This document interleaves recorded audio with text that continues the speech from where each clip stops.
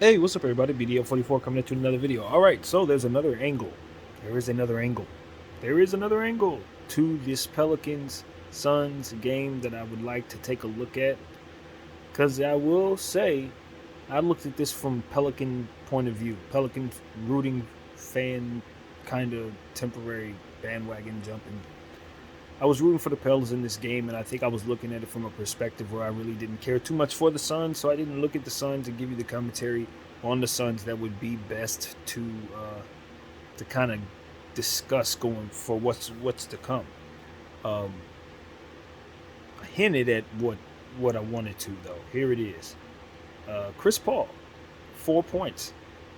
That's something we need to talk about because what you have to ask is is this something that we're going to have to wonder if he's going to continue with? Is this a crisis moment, or the pundits are going to start whispering about whether or not we're finally starting to see Father Time?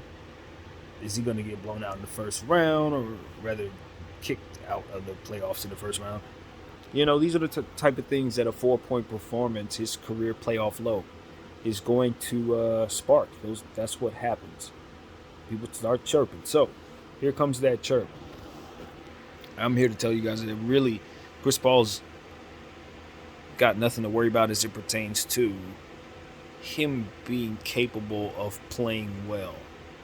That's not what the problem is.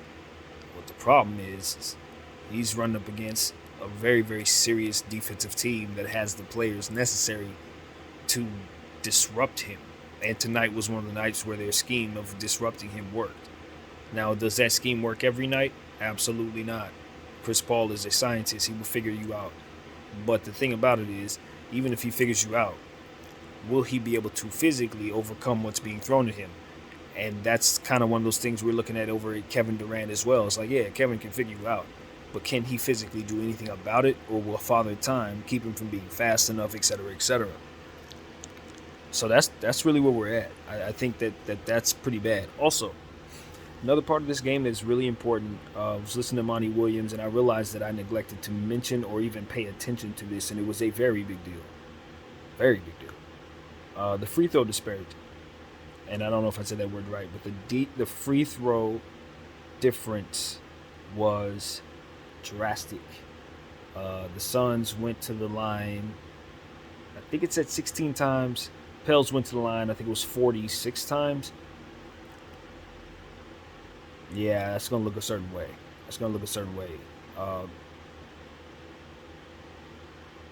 I'm not gonna say that was completely insane, because looking at the game, you can definitely tell that the Pelicans were forcing the issue mostly because they were getting dribble penetration constantly. Brandon Ingram and various players, they were doing a lot to force the issue physically.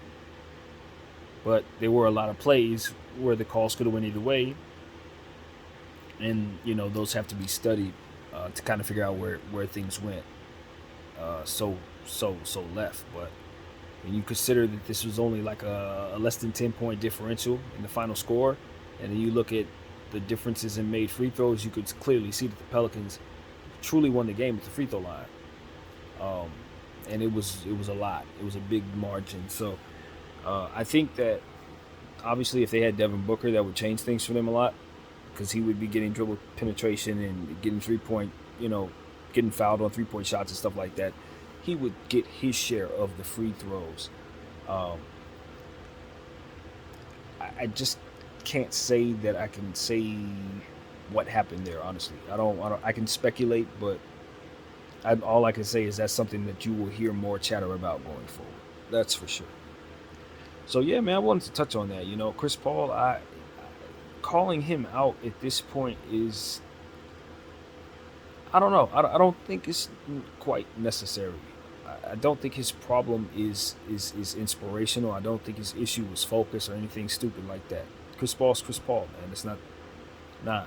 What he's dealing with is what I told you guys he's dealing with in the previous video, which is basically Grand Theft Alvarado. Jose Alvarado is on him uh, like skin, and it's one of those situations where you got a gifted guard on you. It's like a young Patrick Beverly. He's not gonna get tired. and he's very, very intent on making a name for himself. And his coach has instilled a lot of confidence in him, and he has the confidence of his team as well. So even if he isn't scoring, he can hurt you, and that's the thing. They have players up and down their lineup that can have multiple ways of attacking, and with Valanciunas playing as well as he did, uh, you know, it really makes for a tough situation when you're only getting 4 points out of your superstar point guard. The Suns have a lot to think about this offseason, especially if they get knocked off in this first round. Much has been said about Ayton and how they haven't paid him and how they didn't necessarily secure his money.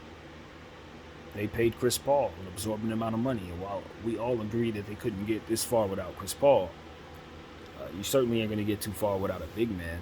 And Ayton's one of the best out there, and he's only getting better. As you can see, Ayton's the only effective thing that they have in this series.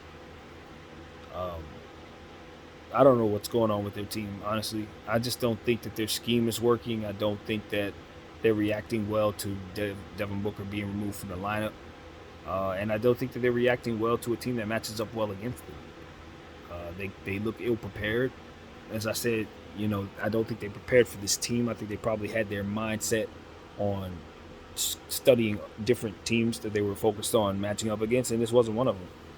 And unfortunately, this team is built to kind of attack a team like Phoenix.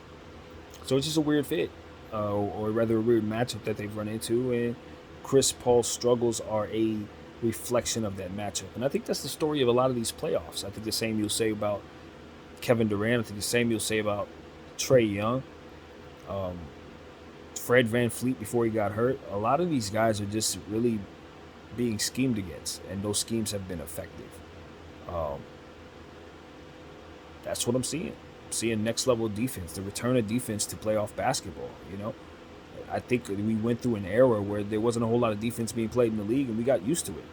Superstars were able to float and freely move around, and the whistles would just come for them, and it was inflated numbers and et cetera, et cetera. I think now you're seeing players who are coming into this league who weren't here when those guys were going crazy, who have a gift for the defensive side of the ball, and they're coming in at a rapid pace. It's basically every rookie. All these young kids play D. And so now you have an influx of defense and where there was none. And some of these guys that have been eating all this time in this soft era, they ain't reacting well to these defensive players. And that's what you're seeing. Depth has returned to the NBA. And I love it because it does fuel what I think the NBA should be about, which is expansion and giving guys more opportunities. And so given the fact that we're finding out that depth does exist and that some of these guys on the back of these benches can, in fact, play basketball, you're finding that there's more quality on these teams than you thought. And I think what most of the league is going to find out is something that I've known for a while, which is that if you arrange certain players a certain way, some of these players that you're not playing, you could actually win some of these series that you're losing. You may have even gotten yourself a ring if you would have played some guys that never played in certain rotations. I watched the Lakers actually truly believe they were as bad as they were when I knew for a fact we could have arranged our team a million different ways and been competitive in all of the games that we played. It's just about having people in place who know what they are doing. And so I think you're going to have a lot more talent coming to the league, and I just love seeing the beginning of that process where young teams are getting a chance to actually win.